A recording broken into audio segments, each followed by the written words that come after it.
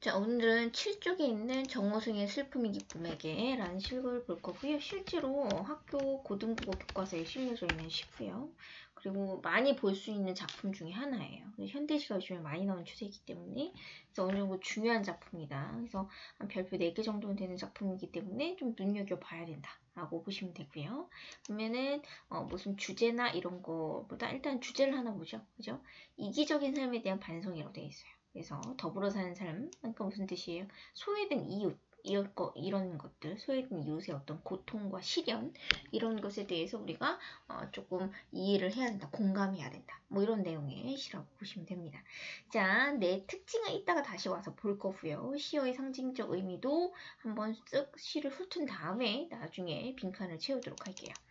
자, 시 내용을 먼저 한번 읽어볼게요. 나는 이제 너에게도 슬픔을 주겠다. 자, 겠다. 일단 네모 한번 할게요. 어쨌든 나라는 애가 누군지 모르는데 어쨌든 슬픔을 주겠대요. 자, 슬픔이라는 것이 굉장히 중요하다. 사랑보다 소중한 슬픔을 주겠다고 했어요. 이제 난 너에게 사랑보다 소중한 슬픔을 주겠대요.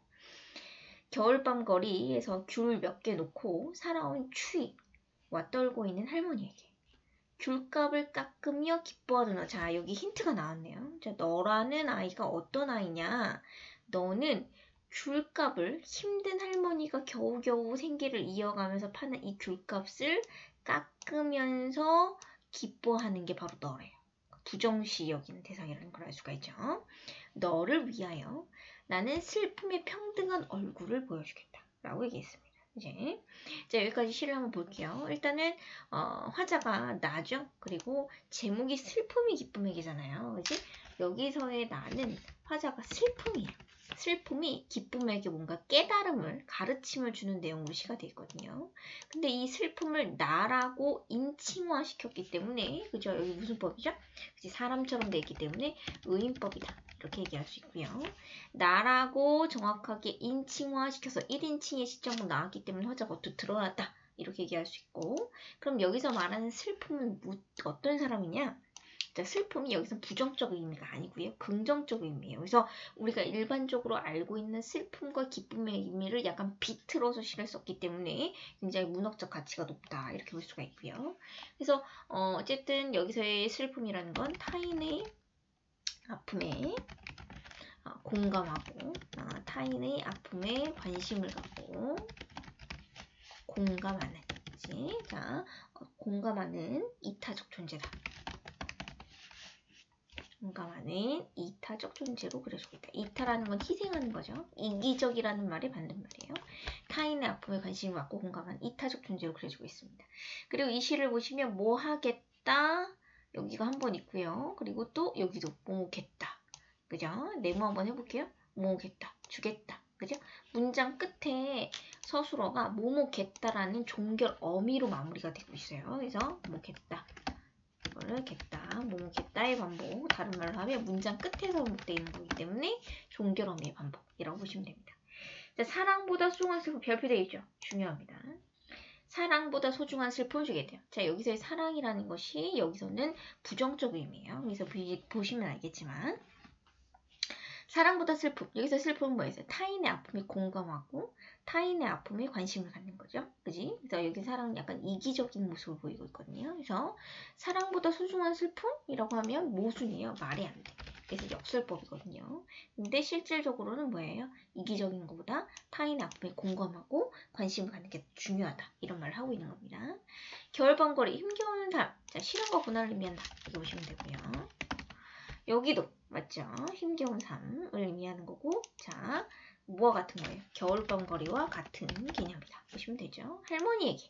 할머니는 뭐예요? 그지? 소외된 이죠. 소외된 이웃. 소외된 이웃이다.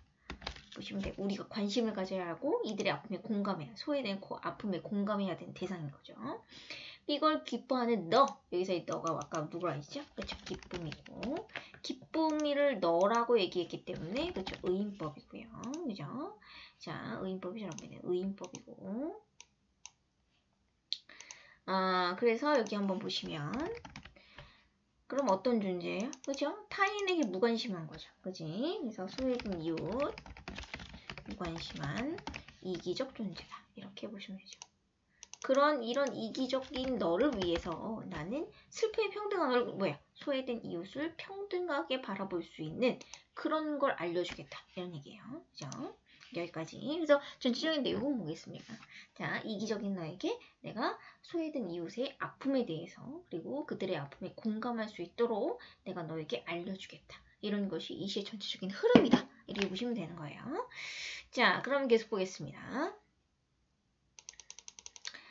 두 번째 한번 읽어볼게요. 내가 어둠 속에서 너를 부를 때. 자, 어둠은 슬픔, 시련이겠죠. 그래서 너를 부를 때 단 한 번도 평등하게 웃어주질 않은 가만히 덮은 동사자가 다시 열어 죽을 때 가만히 한 장조차 덮어주지 않은 자, 동사자에게 그 한 장의 관심조차 주지 않은 여기 사랑의 의미가 나와있죠. 무관심한 너의 사랑을 위해서 흘릴 줄 모르는 너의 눈물을 위해서 나도 이제 너에게는 기다림을 주겠다. 이런 내용이었어요. 자, 슬픔 내가 너를 부를 때 도와달라고 부를 때 넌 한 번도 나에게 평등하게 웃어주지 않았어. 쉽게 얘기하면 나에게 관심을 보여주지 않았어.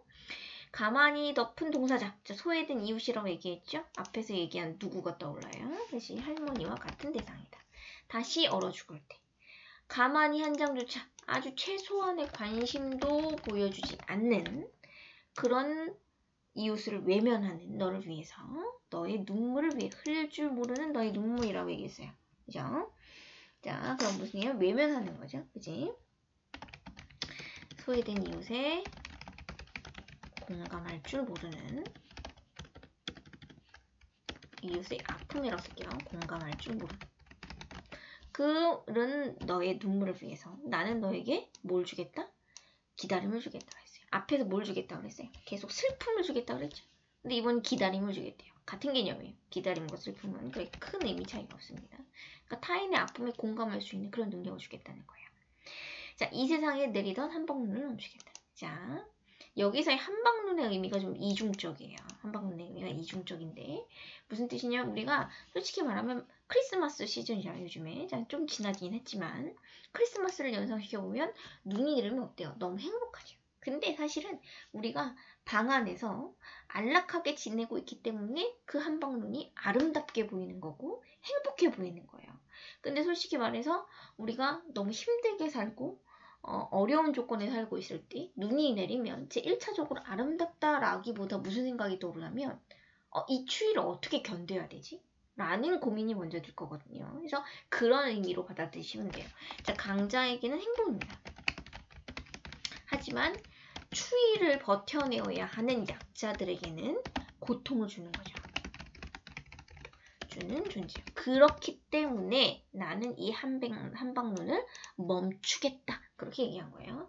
자, 여기서의 포인트. 한방눈이 긍정의 의미만을 지니고 있지 않다. 오히려 소외된 이웃들에게는 이 추위를 견뎌내야 하는 고통을 주는 존재로 이해해 볼 수 있다. 이렇게 보는 게 포인트로 볼 수 있죠.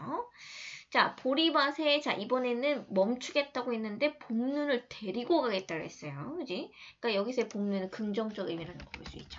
소외된 이웃을 감싸는 존재를